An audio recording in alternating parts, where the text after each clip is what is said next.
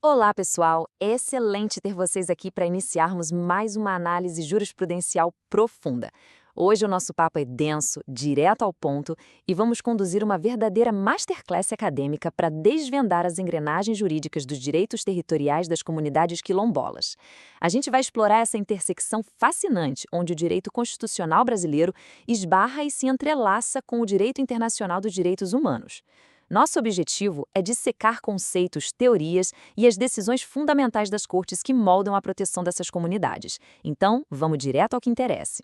O roteiro para nossa análise passa por 6 pontos centrais. A gente começa pela base constitucional, avança para os conceitos de identidade e autodeterminação, entende os limites da demarcação e depois eleva o nível discutindo a supralegalidade da Convenção 169 da OIT, o paradigma interamericano e, por fim, o direito à consulta prévia. Entrando no nosso primeiro bloco, vamos focar na espinha dorsal desse tema, a base constitucional, especialmente o artigo 68 do ADCT e o decreto 4887. Olha só, o artigo 68 do Ato das Disposições Constitucionais Transitórias não é uma mera sugestão política, ele é um comando jurídico fortíssimo. Ele reconhece o direito de propriedade definitiva aos remanescentes das comunidades dos quilombos, obrigando o Estado a emitir esses títulos. Como bem pontua o professor Carlos Ari Sondfield, a gente está falando da definição de um direito fundamental com eficácia plena e imediata. E um detalhe absolutamente crucial aqui, o STF, ao julgar a DEI 3299, enterrou de vez a tese restritiva do marco temporal para essa questão. A proteção constitucional foca na atualização histórica e viva dessas comunidades, e não numa memória engessada no passado.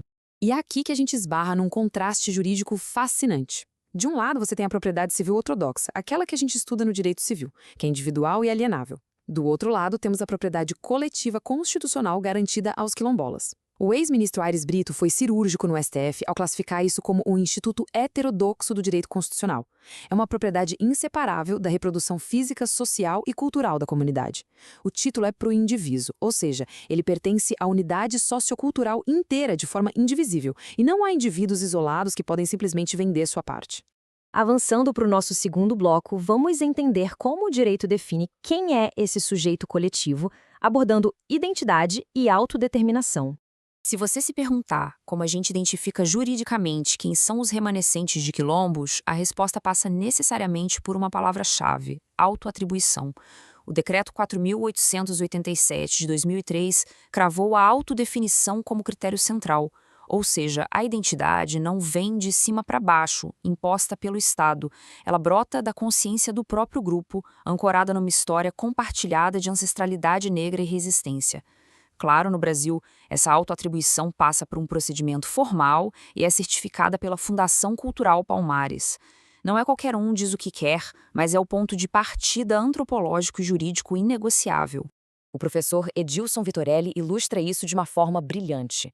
Ele ensina que o elemento identitário quilombola gira eminentemente em torno da autoafirmação. Ele destaca que essas comunidades são algo vivo, dinâmico, e não simples lembranças arqueológicas de quilombos antigos. O direito, portanto, abraça uma realidade que é presente e pulsante. É a lógica do reconhecimento vencendo séculos da lógica de segregação. E se a gente puxar esse raciocínio para o direito internacional, a coisa fica ainda mais robusta.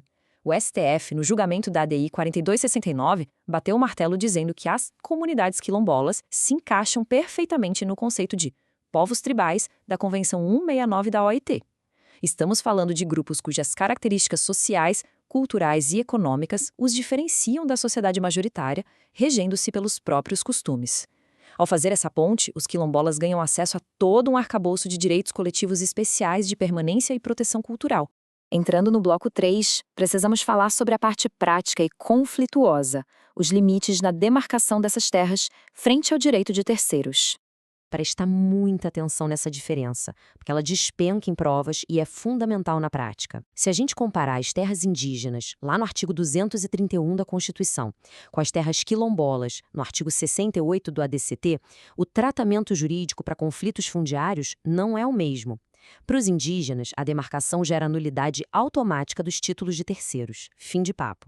Mas para as terras quilombolas, a Constituição não decreta essa nulidade automática de títulos privados legítimos. O Supremo decidiu que, para regularizar o território a favor dos quilombolas nesses casos específicos, o Estado tem que colocar a mão no bolso e fazer um procedimento formal de desapropriação. E por que a desapropriação? A doutrina explica isso pela ponderação de interesses, usando as teorias clássicas de Robert Alexy e no Brasil de Daniel Sarmento. Como a Constituição não previu a nulidade automática para os quilombolas, o Decreto 4887 usou a desapropriação como a ferramenta constitucional mais adequada para harmonizar dois direitos fundamentais que estão batendo de frente: o direito de uma minoria à sua terra ancestral versus o direito de propriedade de um particular que, por vezes, comprou aquela terra de boa-fé. Bloco 4. Vamos elevar a nossa lente para o direito internacional e falar da Convenção 169 da OIT e seu peso no Brasil. A Convenção 169 não é só mais um tratado qualquer. No sistema brasileiro de controle de convencionalidade, como ela não foi aprovada por aquele rito super rigoroso do parágrafo 3º do artigo 5º da Constituição, ela entra com o status de norma supralegal. O que isso quer dizer na prática? Ela está acima de todas as leis ordinárias do país, ficando apenas abaixo da Constituição.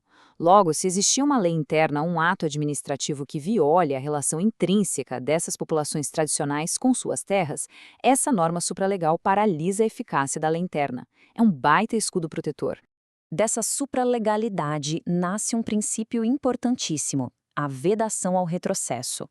Em matéria de direitos humanos e proteção de minorias, a lógica é que o Estado só pode andar para frente. Uma vez que o Estado brasileiro reconheceu a autonomia, o território e a cultura quilombola, é juridicamente proibido dar marcha ré e desmantelar essas conquistas. Um território garantido não pode ser simplesmente encolhido ou subtraído usando uma desculpa administrativa ou um argumento puramente econômico. Andando de mãos dadas com a vedação ao retrocesso, a gente tem o princípio pro persona. Isso significa que se um juiz ou um gestor público se deparar com várias formas de interpretar uma regra de direitos humanos, ele tem o dever de aplicar a interpretação que seja mais expansiva e favorável à dignidade do sujeito. É exatamente essa base hermenêutica que afasta leituras restritivas do artigo 68 do ADCT e sustenta o critério da autodefinição como o caminho jurídico mais adequado e garantista. O que nos leva ao bloco 5, onde a gente analisa o paradigma jurisprudencial interamericano. Vamos ver o que a Corte Interamericana de Direitos Humanos diz sobre isso? Existem dois casos históricos que formam precedentes vinculantes fortíssimos contra o Suriname: os casos das comunidades Moiuana e Saramacca. A gente está falando aqui de descendentes de Maruns, que são populações perfeitamente equivalentes aos nossos quilombolas.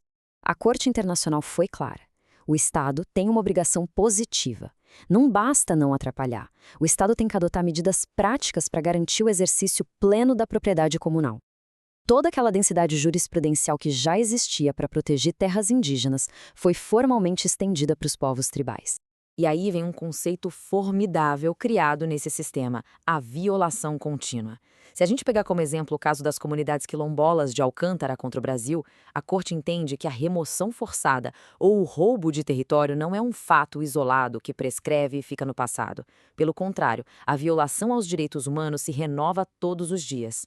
Ela é contínua até que a comunidade retorne ao seu território original ou, se for impossível, receba terras alternativas de mesma extensão e qualidade, além de uma reparação integral. Vamos para o nosso sexto e último bloco, os requisitos processuais de proteção, focando no direito à consulta prévia. A Convenção 169 estabelece parâmetros rigorosíssimos antes do Estado ou da iniciativa privada fazer qualquer intervenção que afete essas comunidades. A consulta tem que ser: 1. Livre de qualquer pressão ou coerção. 2. Prévia, ou seja, tem que rolar na fase de planejamento e não quando o trator já está lá. 3. Informada, com dados técnicos reais sobre os impactos. E 4. Culturalmente adequada, respeitando a forma como aquela comunidade debate e decide as coisas. Agora, será que isso dá um poder de veto absoluto para a comunidade? Esse é um debate acadêmico quente, mas o que as cortes exigem de verdade é que o objetivo do processo seja alcançar um acordo de boa-fé e nunca, de forma alguma, apenas cumprir uma tabela burocrática para tentar validar uma obra goela abaixo. E a grande sacada jurídica que amarrou tudo isso foi a interpretação evolutiva do artigo 21 da Convenção Americana de Direitos Humanos. Esse artigo falava basicamente de propriedade privada clássica, mas a Corte IDH promoveu uma mutação hermenêutica genial para fazer com que ele também proteja, de forma específica, a propriedade comunal dos povos indígenas e tribais. É a consagração jurídica de que o território, a etnia e o direito ao desenvolvimento estão fundidos em uma coisa só. Para encerrar nossa masterclass, eu deixo uma provocação reflexiva essencial para quem estuda esse tema. Se as nossas constituições e os pactos interamericanos reconhecem de forma tão profunda essa dívida histórica e esses direitos comunais, como o sistema de justiça moderno pode garantir que isso seja executado de fato, no chão da comunidade, e não vire apenas uma poesia constitucional bonito impressa num papel? Eu espero que essa nossa análise jurisprudencial tenha realmente clarificado a densidade e a complexidade do direito quilombola no Brasil e no cenário internacional. Se você curtiu esse mergulho profundo no tema, não esquece de deixar o like e se inscrever no canal.